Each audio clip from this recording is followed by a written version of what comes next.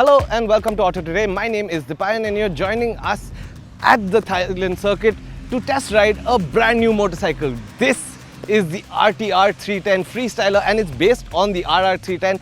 6 years in the making it took for TVS to give us a proper street naked version of the RR 310. But now that we see it in the flesh, we understand why the wait has been so long. Now what sets this motorcycle apart is a whole load of features that are segment first and some are world first for a motorcycle.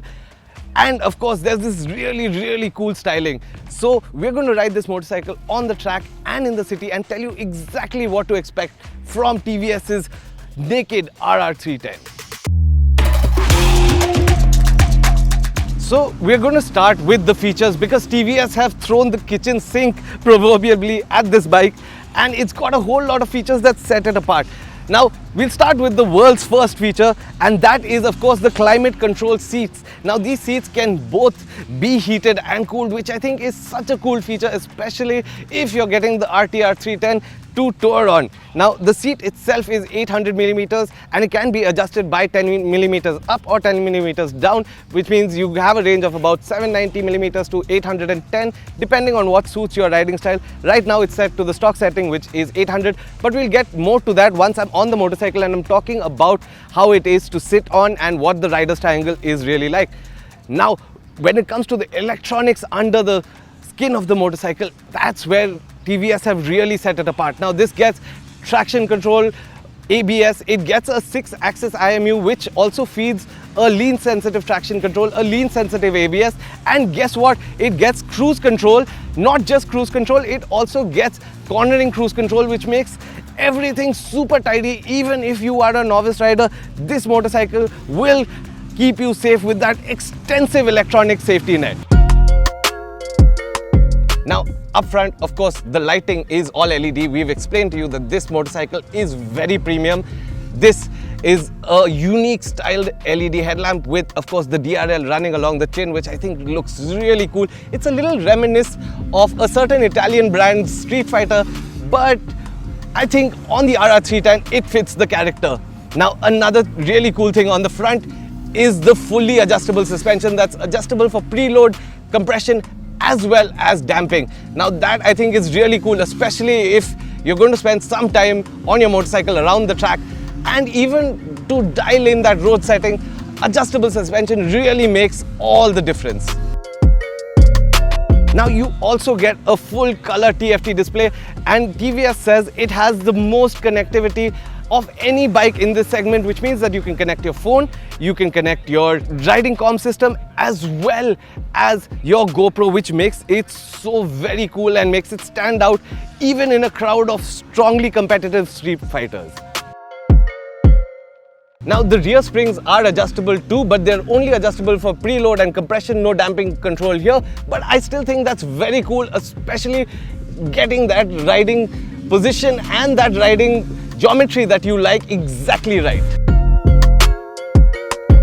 Now coming from the RR 310, TVS have obviously worked on the rider's triangle to make it easier to use in the city and as a daily commute motorcycle, and I think that has worked really well for the RTR 310. Now once I get on the seat, you're going to see that obviously at 6 foot, this riding position and this 800mm seat are very accessible, but I have the feeling that if you're anywhere between 5'5" and 6 feet, this position is going to be very comfortable. Now what I do like is the seat does have space to move backwards on, which means that if you do want to dial in, there is enough space for you to mount your foot on the foot peg and dial in properly.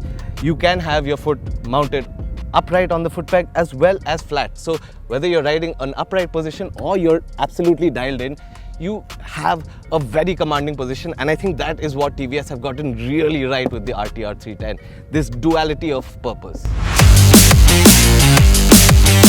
At the heart of the RTR 310 is the 312cc BMW developed single cylinder that makes slightly more power and torque than before. This is mostly thanks to the shorter gear ratios used on the RTR and of course the weight.